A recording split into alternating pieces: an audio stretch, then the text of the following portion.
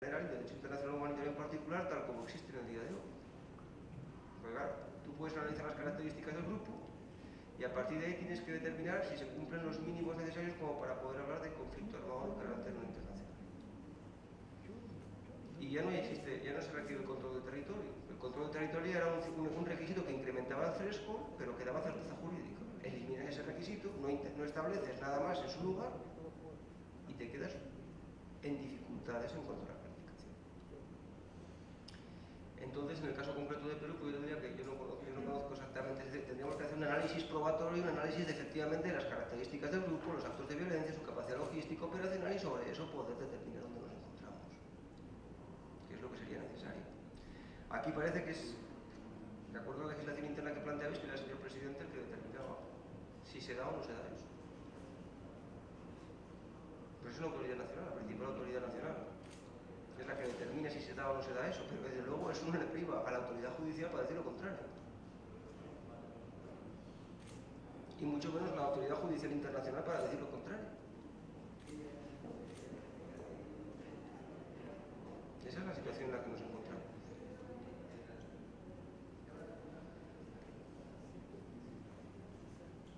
En cuanto a lo que planteaban ahí compañeros sobre el desconocimiento, pues tenemos las reglas del error de derecho, que serían las que tendríamos que aplicar. El artículo 32 establece la normativa sobre el error de hecho y el error de derecho. El artículo 32 del Estatuto de Roma establece esa normativa y, lógicamente, pues la aplicación de la misma es cuando trataríamos los problemas de desconocimiento de la norma jurídica. Hablábamos después, ¿qué más tenemos aquí? El problema de la absolución por calificación también han planteado allí, pero eso es un problema de error de la justicia. O sea, el proceso penal no es infalible.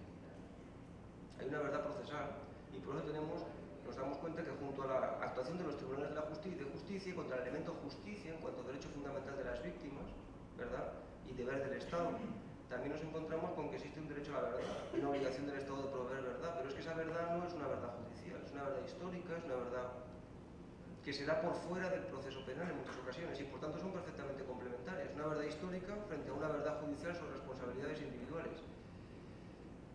Ahora, el proceso penal quizás es el mejor mecanismo que hemos inventado hasta el momento para poder obtener una verdad judicial que en la medida de lo posible se asemeje o se adecue a lo que sucedió. Pero es que eso no es una garantía. Por eso lo que tiene que haber ahí son mecanismos, ¿verdad?, de reconocimiento de los errores judiciales en su caso de indemnización, que es lo que aparece en el artículo 85 del Estatuto de Roma. Y nos puede pasar a cualquiera de nosotros. Por eso el capítulo de derechos fundamentales de la defensa es tan importante, porque cualquiera de nosotros puede estar en un momento dado en el sitio equivocado, en el lugar equivocado y terminar siendo objeto de un proceso penal por error. Bueno, hay otra solución. Juzgar como crímenes de lesa humanidad aquellos que son crímenes de guerra. Yo lo que veo generalmente es el caso contrario. Es decir, que se juzgan como crímenes de guerra los crímenes de lesa humanidad. Y tiene una razón de ser el caso contrario. Cuando yo juzgo los crímenes de guerra, mi elemento contextual es la existencia de un conflicto armado y el vínculo con el conflicto armado. Pero no hay una exigencia adicional. El Estatuto de Roma, en el artículo 8, como un umbral de gravedad adicional, dice que en particular se juzgarán aquellos que se desarrollan en ejecución de la política de un Estado o de una organización o de la práctica o práctica, ¿verdad?, ya sea de un Estado o de una organización, pero es en particular, con lo cual no es un elemento objetivo del tipo, es un umbral de gravedad.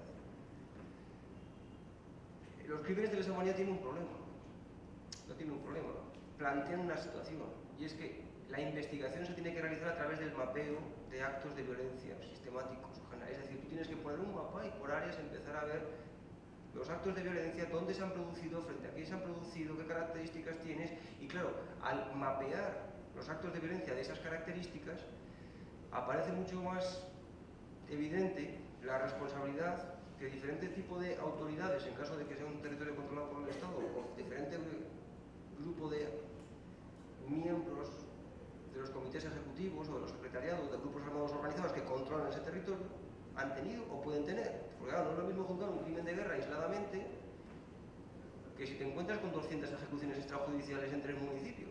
Bueno, ¿y el alcalde qué hizo ahí? ¿Y los la persona, la brigada que estaba ahí actuando, ¿qué hizo ahí?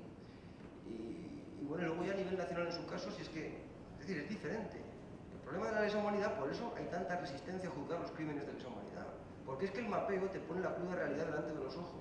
Y a partir de ahí se pueden verificar muchas responsabilidades, porque uno puede que no se haya enterado de una ejecución extrajudicial, pero se han pasado ya 200.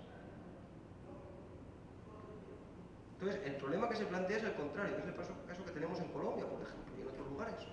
Ahí todo va por DIH, delitos en persona protegida. Pero bueno, eso no exige hacer mapeos. Eso no exige plantear la realidad. Y ahí sí hay una desnaturalización. En el caso contrario es perfectamente factible poder juzgarlos simultáneamente. La lesa humanidad y los crímenes de guerra se pueden juzgar simultáneamente. Puede haber conductas que den lugar a crímenes de guerra y a crímenes de lesa humanidad y podemos tener incluso concursos. Pero ya te digo que la clave aquí fundamental es que la lesa humanidad existe la sistematización y existe un tipo de investigación muy distinta a los crímenes de guerra. En un crimen de guerra yo lo que voy a analizar sobre todo es la organización del grupo que se opone al Estado. Porque eso me va a determinar a mí si hay conflicto. Por tanto, mi investigación va a ir centrada al análisis de esa organización. Mientras que en el caso de la lesa humanidad yo lo que voy a analizar son los patrones de violencia. Además después de la organización, pero sobre todo los patrones de violencia. Son dos tipos de investigación muy diferentes. ¿Qué más teníamos aquí? La autoría y participación. Yo no sé si el Estatuto de Roma pretendió modificar como tal las formas de autoría y participación existentes en los diferentes estados, sobre todo porque las que aparecen en el artículo 25 también son objeto de interpretación por parte de las diferentes salas de la Corte Penal. No hay interpretaciones homogéneas, hay una cierta heterogeneidad, ¿verdad? La diferencia de autoría y participación, mayoritariamente hasta ahora, se ha venido determinando sobre la base de la teoría del dominio del hecho. Y a partir de ahí tenemos la autoría mediata por aparatos organizados de poder, tenemos la coautoría mediata.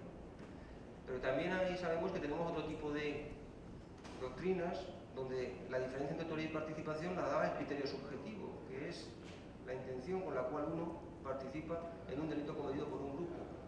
Y ahí entra la teoría o la doctrina de la empresa criminal común, que se aplicó en los tribunales penales de Yugoslavia y que también algunos han pretendido, en pequeña medida, introducir en la Corte Penal Internacional.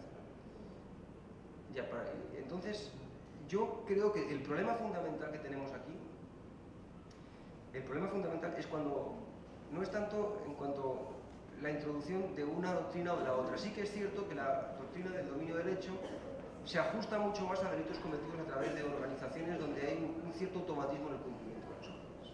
Y eso pueden ser organizaciones, son tanto estatales como no estatales. Donde se da ese automatismo en el cumplimiento de las órdenes, donde hay esa cultura de cumplimiento automático de las órdenes, ¿verdad? Pues ahí pareciera que la teoría del dominio del hecho se ajusta particularmente bien a este tipo de hechos. De hecho, fue lo que cuando yo trabajé allí, pues, aplicamos. Pero crear modalidades de autoría y participación específicas únicamente en relación con este subgrupo de delitos, no sé si va a canallar. Lo que sí es cierto es que, por ejemplo, si ponemos el caso de Alemania, en Alemania ahí había un problema, porque cuando resulta que después de acabar la ley del Consejo Aliado número 10, todos los enjuiciamientos que se producen en Alemania se producen sobre la base de que los autores materiales o quienes cometieron los hechos eran instrumentos de un órgano superior, quien tomó la decisión de la solución final, y como consecuencia de ese instrumento solamente tenemos complicidades, y como consecuencia de solamente haber complicidades, las sentencias iban de entre 4 y 6 años, por masacres muy importantes y por violaciones gravísimas. Entonces yo creo que ahí sí hay un problema. Porque claro, si por la masacre de decenas de personas empezamos a imputar complicidades sobre la base de la existencia de un órgano superior que toma la decisión y las penas son tan pequeñas, ¿qué va a entender un ciudadano normal que por un homicidio recibe una pena de 20, 25 años si a quien ha cometido 15, 20, 30 asesinatos se le impone una pena de 6 años porque está cooperando, porque es un instrumento de... Y eso se aplicó en Alemania en los años 50. Entonces ahí yo sí veo un problema. Entonces, Yo creo que en tanto en cuanto tengamos cubierto la autoría y participación razonablemente bien, no es necesario, y hasta incluso las propias salas pueden también interpretarla, porque, vamos a ver, la jurisprudencia del Tribunal Supremo Español o la alemana ha estado constantemente variando entre el dominio del derecho y la teoría subjetiva, varía. Por tanto, han hecho falta un cambio legislativo para ello. El tema del umbral de gravedad. En cuanto al tema del umbral de gravedad, efectivamente, es decir, hay ámbitos de responsabilidad que no entran en la implementación interna y por tanto en principio quedan a la competencia de la Corte. Desde el punto de vista jurisdiccional. Desde el punto de vista del principio de complementariedad, también. Ahora, el principio de complementariedad también tiene un elemento adicional que es la gravedad. La gravedad dice, bueno, pues es que si estamos hablando de la destrucción de 3 casas, pues igual no está en la situación como para que la Corte Penal conozca. Efectivamente. En ese caso, pues la Corte no conocería. Ahora, ¿tenemos criterios claros para determinar lo que es grave y lo que no es grave? No lo sé. Tenemos el caso de Jascanita, 12 miembros de las Fuerzas de Mantenimiento de la Paz de la Misión Regional de la Unión Africana asesinados y el caso se consideró suficientemente grave. Entonces, hay ámbitos de responsabilidad penal que no queda que ante los cuales, que quiere decir que se mantendrán ante la sociedad internacional, pero de los que la Corte no ejercitará su jurisdicción porque no son lo suficientemente graves y por tanto no tiene competencia como tal, se mantiene la responsabilidad y habrá que buscar otros mecanismos, si los hay, que puede ser el principio de justicia universal, pero también ahí tampoco pensemos que esto es un vacío en el que se incluyen, porque tenemos casos con relativamente pocas víctimas que se han considerado suficientemente graves. ¿Qué más teníamos acá? La técnica legislativa en cuanto a lo del Código Penal militar. Claro, aquí hay un problema. La Corte Penal Internacional, o el tribunal, yo donde trabajé, el Tribunal Penal de Yugoslavia, yo he escrito un libro sobre ataques ilícitos en lengua española. Y yo no soy militar. Y tengo muchos ejemplos. Operacionales. Significa que por no tener, digamos, esa formación específica, si quieren decirlo, por lo menos no haber seguido esa profesión, yo no voy a poder tener una formación. No lo creo. En el Tribunal Penal de Yugoslavia se apuntaron muchos crímenes de ataque de conducción de hostilidades, muchos. Blaskic, Gordic, Galic. Y los fiscales que llevaban esos casos y la asesoría jurídica, ¿verdad?, no tenían formación militar todos ellos. Sí había algunas personas con formación militar. Sí había. Y la Corte Penal Internacional también tiene competencias sobre ese tipo de delitos. Y la Corte Penal Internacional no es una jurisdicción militar. Significa que por no formar parte de las fuerzas nosotros no estamos capacitados para ello. No podemos formarnos, no podemos entender las situaciones operacionales que se plantean. Yo creo que eso no es correcto. De hecho, la experiencia práctica de los últimos 15 años nos dice lo contrario. Lo que sí es conveniente es tener personal militar, ¿verdad?, en la asesoría jurídica o en los equipos de investigación que van a trabajar estos casos. Porque es un elemento que puede contribuir, como contribuyó en el caso de la ex Yugoslavia, que es donde yo trabajé, donde el director de la asesoría jurídica era Bill Fenrick, que era el abogado general de las Fuerzas Armadas canadienses antes de llegar a la Corte Penal, o sea, al Tribunal para la Yugoslavia. Con eso yo sería partidario, lógicamente, de que estuviese regulado fundamentalmente en el Código Penal. Y también yo creo que pero claro, soy partidario y creo que ese es el movimiento. Y creo que de que la jurisdicción militar, lógicamente, pues tenga su función en cuanto son los delitos de servicio, pero no ataques ilícitos. Los ataques ilícitos, en principio, como crímenes de guerra, deben ir a la jurisdicción civil, que es la Corte Penal del Tribunal para la Yugoslavia, jurisdicciones civiles. Crímenes internacionales sin contexto, que estaba comentando aquí el compañero, es decir, las ejecuciones extrajudiciales, la tortura, la desaparición forzada. Yo efectivamente también conozco la jurisprudencia de la Corte Interamericana y también creo que en este sentido es bastante clara. Pues ustedes son parte del sistema interamericano y es una jurisprudencia que no es aislada. Es todo un sistema en el que se habla de crímenes internacionales y donde no solamente se incluyen los 4 que tienen elementos contextuales, los 4 que aparecen en el Estatuto de la Corte Penal Internacional, sino otros que también constituyen crímenes internacionales, puesto que afectan a los valores fundamentales de la sociedad internacional. La construcción jurisprudencial de la Corte Interamericana durante muchos años ha ido en esa dirección. Es su subsistema. Si estuviéramos hablando de Bahrein o estuviéramos hablando de Qatar,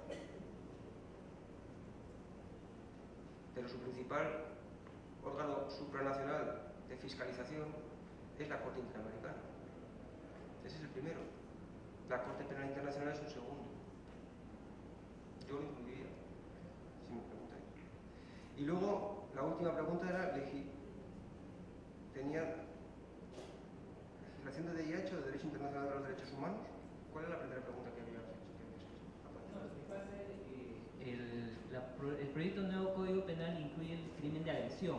Entonces, un debate técnico que hubo es si el crimen de agresión podía ser subsumido dentro de los delitos contra el derecho internacional de derechos humanos o no. Eso motivó, entiendo, que la Comisión al final ahora denomine a la sección donde están regulados todos los crímenes como crímenes internacionales y delitos contra los derechos humanos, porque incluyó el crimen de agresión. Entonces, entiendo que consideraban que no estaba dentro del ámbito de los delitos contra los derechos humanos, sino dentro de los crímenes internacionales. Sí, pero yo también, a mí me sorprendió también cuando yo vi el título del título correspondiente. Pero es que yo, por ejemplo, para mí es mucho más claro crímenes contra la comunidad internacional. Pero si es que estamos hablando de que hay dos tipos de bienes jurídicos protegidos, el bien jurídico individual y el bien jurídico supraindividual. Y el bien jurídico supraindividual, ¿de quién es titular ese bien jurídico supraindividual? La comunidad internacional. Entonces no hay que distinguir entre delitos que se hagan contra el derecho internacional de los derechos humanos y otros que puedan ser contra la paz y seguridad internacional como la agresión. Sino que estamos hablando de bienes jurídicos cuya titularidad es de la comunidad internacional. Entonces no se podría resolver de esa manera. Finalmente, en cuanto a ya para terminar la exposición de la fiscal, pues todos los problemas que ella nos ha estado planteando y toda la búsqueda, toda la investigación, todo el desarrollo jurisprudencial, ¿por qué ha sido necesario? ¿Por qué se ha producido? Porque no tenemos norma jurídica interna. Claro, eso genera un problema, como dicen en Colombia. Hay muchos penalistas que se quejan del desarrollo jurisprudencial que se ha producido en Colombia. ¿Por qué? Porque no se respeta el principio de legalidad tal como es entendido a nivel interno. Pero claro, el problema está en que lo que hay es un vacío normativo y un rechazo, digamos, es decir, el no querer tipificar internamente esto, y entonces le deja ante al órgano jurisdiccional en una situación muy difícil, porque el Estatuto de Roma entra por bloque de constitucionalidad, ¿verdad? Tiene ese nivel en la Constitución colombiana. Y entonces nos encontramos con que llega el Poder Judicial y dice, no tenemos la implementación a nivel interno, pero tenemos, ¿verdad?, una norma constitucional donde por bloque de constitucionalidad nos entran los delitos internacionales, los crímenes internacionales, al menos genocidio, lesa humanidad y crímenes de guerra. Bueno, a partir de ahí, entonces, ¿qué hacemos? Si decidimos utilizar un principio de legalidad estricto y no aplicarlo, entonces Colombia, Perú incumplen sus obligaciones e incurren en responsabilidad internacional. Y si decidimos aplicar la norma que se recoge en el Estatuto de Roma directamente, a pesar de que no hay una norma interna, entonces lo que hacemos es alterar ese principio de legalidad que tradicionalmente se ha venido a construir. Por tanto, tanto una solución como la otra no son las ideales. Lo que tenemos que buscar es cómo evitar esta situación. Esta situación se evita implementando el Estatuto, implementando los delitos a nivel interno. Y ya no es necesario republicar eso. ¿Verdad? En Colombia también lo han hecho. Y en Colombia, fíjate que lo que hacen es calificar por delito en persona protegida y después dicen que esto se ha producido en el contexto de un ataque sistemático generalizado contra una población civil que nominalmente sería calificado como un delito de lesa humanidad. Pero como no aparece en la legislación colombiana, finalmente la condena es por un delito en persona protegida y la pena, ahí sí se va a calcular teniendo en cuenta los agravantes de sistematicidad o generalidad. No es la solución adecuada o la ideal. Y esto se puede corregir fácilmente. Bueno, eso es la razón de esta reunión, ¿verdad? El poder corregir esto para que todos podamos actuar con mayor certeza jurídica. Muy bien, muchas gracias. Tiene la palabra la fiscal Ibáñez. Perdón, solamente para hacer un breve comentario sobre 2 o 3 aspectos puntuales que me preocupan, ya que estamos en el ámbito nacional. Yo creo que la explicación que nos ha dado el profesor Olazolo sobre el tema de qué es cuáles serían los ámbitos donde deberían de juzgarse estos delitos llamados de lesa humanidad y o contra el derecho internacional humanitario, yo miraba los rostros acá de los oficiales que nos acompañan esta mañana y un no convencimiento del tema, ¿no? Y yo comprendo este problema porque no es un problema actual acá. De hecho, por ahí yo hice una tesis de doctorado válida, por supuesto, no plagiada, sobre el tema, ¿no? Sobre el rol de la justicia militar en los estados democráticos de derecho. Entonces, tuve la oportunidad de analizar mucho el problema de la justicia militar y de la justicia común frente a este tipo de delitos, los llamados de lesa humanidad y los delitos de terrorismo.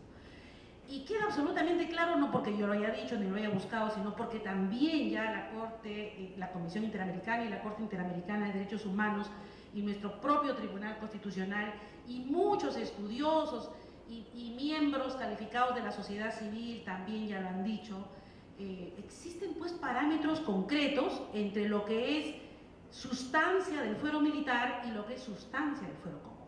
Y lo que es sustancia y materia de conocimiento del fuero militar no puede ser otro que los delitos militares, que están referidos únicamente a los aspectos disciplinarios, que tienen vinculación con la función y que a la vez esta función tenga vinculación con las atribuciones que la Constitución le señala al funcionario militar. No es otro. ¿Qué hay en la disciplina? ¿Qué hay en la jerarquía? Y por lo tanto, por esta vía de entender que esto es así, porque como digo, no lo dice solo la tesis nuestra, sino tantos pronunciamientos del Tribunal Constitucional y de la propia Corte Interamericana, también en el Tribunal de Derechos Humanos de Europa, habría que entender eso. Por lo tanto, yo concuerdo plenamente con el profesor Olázolo y aquí algunos de los colegas que también están sentados en esta mesa, de que la tipificación de los delitos contra los derechos humanos, los crímenes de lesa humanidad y los propios delitos contra el derecho internacional humanitario corresponde a la justicia común, corresponde a la legislación común y correspondería juzgarlos, por lo tanto, en la justicia común. Yo creo que en el Perú tenemos una tradición muy mala de haber empleado durante mucho tiempo a la justicia militar para justificar crímenes que desde el poder político se ordenaron.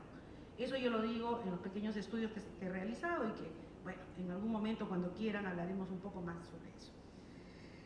También, por esta vía, la preocupación honda que tiene, y también lo plantearon desde la sociedad civil, de que por qué en estos sitios del BRAE o en los sitios donde hay un contexto de conflicto armado no internacional, no se podrían calificar o configurar simultáneamente, ¿no?, delitos de lesa humanidad y delitos contra el derecho internacional humanitario, incluso delitos comunes. Esto está ampliamente explicado también en la sentencia del megaproceso. Por supuesto que un contexto de conflicto armado no internacional da lugar a que se configuren todo tipo de delitos. Como bien explicó brillantemente el profesor Olázolo, para los delitos de lesa humanidad verificar si hay sistematicidad y o generalidad en los ataques a la población civil. Para los crímenes de guerra, efectivamente, investigar cuál es la condición de la fuerza oponente. Y para los delitos comunes, la simple comisión de esto. Y el caso que nos planteaba acá nuestro colega era del militar que utilizó su armamento para defenderse prácticamente en una puerta y ser atacado. No podría ser jamás, aunque hubiera sido en estado de emergencia o en zona de conflicto armado no internacional, jamás podría ser tipificado como un crimen de lesa humanidad. Es un simple delito común. Yo creo que ahí la cosa está clara, pero por la vía de reconocer que en un conflicto armado no internacional se pueden configurar toda esta gama de delitos y no únicamente se van a configurar los delitos contra el derecho internacional humanitario. Por esta vía y también un poco respondiendo, y con esto yo ya termino, el tema de lo que se puede plantear en Soras, en el caso Soras, que es sobre la matanza de Cabanino, el ómnibus de la muerte, donde un grupo armado liderado por el camarada José tomó un ómnibus acá en Lima y junto con elementos senderistas se fueron por varias poblaciones de altoandinas matando gente, hasta llegar al pueblo de Soras, donde los ultimaron pues hasta con piedras, con cuchillos, con armas de fuego. Se mataron una gran cantidad de gente dentro, 117, sí, muchas gracias, la inteligencia, y esto es una cosa espantosa, en el año 83, ¿no? Por esa vía yo quisiera hacer presente lo siguiente. también había la preocupación de Michelle a nivel interno. Tenemos un mandato de la Fiscalía de determinar si hay conflicto o no hay conflicto armado para calificar de una manera u otra. Yo le quiero decir, que quede muy claro, los fiscales tenemos un trabajo autónomo, con la única limitación sobre temas generales de poder observar instrucciones de la superioridad en lo que sean atendibles, ¿no? Pero es caso por caso. O sea, nosotros no podemos hacer pronunciamientos de carácter político, ni ideológico, ni de ninguna naturaleza. Para nosotros prima la objetividad y el tema es caso por caso. Pero a la vez, y yo hasta ahora me pregunto y digo, ¿cómo resolvemos en el Perú este tema, por ejemplo,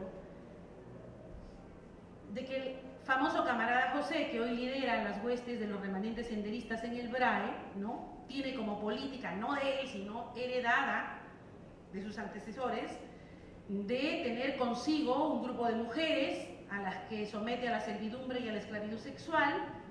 Tienen a los niños, cuando ya tienen, primero los adoctrinan desde muy chiquitos, cuando tienen cierta edad los enrolan, los enlistan en sus filas y luego los utilizan para operaciones armadas. Esto en nuestra legislación está calificado ¿qué? Como una modalidad de terrorismo. La pregunta ¿es esto una simple modalidad de terrorismo? ¿Es esto un crimen de lesa humanidad? ¿Es esto un crimen de guerra? En el Perú, cuando lo capturemos a José, yo tengo el sueño de poder hacerlo enjuiciar por este delito que es gravísimo y que actualmente yo considero que podría configurar un crimen de guerra. No sé si lo conseguiré, si no lo consigo desde ya lo comprometo, profesor Olazuelo, para que me ayude a llevarlo ante la Corte Penal Internacional, porque eso se está configurando hoy día. Las fotografías están en los programas de televisión, niños de 9, 10, 11 años con armamento, de 13, 14 en operaciones armadas. Y a esta va la pregunta de si ya en el BRAE no está entrando la Fuerza Armada y por esa vía no se va a poder utilizar el derecho internacional humanitario. Yo creo que ese no es el problema. Ese no es el problema. El Estado como tal, el Ejecutivo como tal, mediante un decreto, no puede configurar una situación de conflicto armado no internacional. De hecho, los estados de emergencia son solo eso, es la restricción de derechos, de los derechos fundamentales de las personas, no es la anulación, por si acaso, es la simple restricción de los derechos fundamentales. Esto es del derecho a la libertad individual, del derecho al domicilio, bla, bla, bla. No es la anulación. Entonces, yo cuestiono, y lo hago académicamente, que la declaratoria de un estado de emergencia dé lugar a la configuración de la posible calificación de un conflicto armado no internacional. Yo creo que eso no es así. En el caso de la Fiscalía y de los entes judiciales es la calificación caso por caso. En todo caso, esto merece mayor discusión. Okay, gracias. Sí, el coronel Hinojosa quería hacer un último comentario. Por favor, coronel. Muchísimas gracias, muy breve. Yo realmente un poco preocupado desde el punto de vista de la Fuerza Armada, porque definitivamente nosotros sabemos, como usted lo dijo, doctor Olazola, que sabemos perfectamente que para una situación calificada como conflicto armado no internacional está el criterio de organización y el criterio de intensidad de la violencia, eso lo tenemos claro, y básicamente no sería el problema porque al DIH le interesa eso. Si cumple con estos criterios, aplicas el DIH. Pero nosotros, los miembros de la Fuerza Armada, nos tienen que dar disposiciones para poder actuar. Y eso parte del poder ejecutivo, porque así está inmerso en nuestra Constitución también. Entonces, al tener una situación ya calificada como tal, como es el hecho actualmente en un lugar focalizado que nosotros le denominamos el BRAE, que es la Conferencia de los Valles de los Ríos de Apurímac, Mantaro, N. Entonces, lo que sí quiero manifestarle, que esta declaratoria o no del Estado se tiene que dar para nosotros, y en efecto sí se ha estado dando. Nosotros tenemos ahora un cuerpo normativo, un decreto legislativo, o sea, una ley que nos dice a nosotros que podemos enfrentarnos a este grupo armado y aplicar normas de DIH. Pero, ¿qué sucede actualmente? La Constitución dice, nuestra Constitución en el artículo 137, que el Presidente de la República, cuando hay una situación interna grave, declara en estado de emergencia y puede la Fuerza Armada hacerse cargo. Y ese puede se entiende cuando es una situación muy grave. Y esto se estuvo actuando de esta manera hasta hace finales del año pasado para combatir al grupo armado. Y en ese margen, en ese escenario, es que se hace este decreto legislativo. Si dice que el presidente de la República convoca a la Fuerza Armada para una grave alteración del orden interno y puede darle control el control interno, del orden interno, esto va a suceder solamente para un caso, porque es grave, cuando haya conflicto armado interno. Entonces, eso se ha estado llevando de esta manera. No es que el presidente califica si hay conflicto armado interno, no, sino que la situación se ha dado de hecho. ¿Ok? Como usted lo ha dicho, es un hecho de hecho, se lo ha dado, en el Perú lo cumple, sí lo cumple. Pero al cambiarle el marco, y eso era la pregunta que también era, y entendí por internet de Juan Hernández, si la situación interna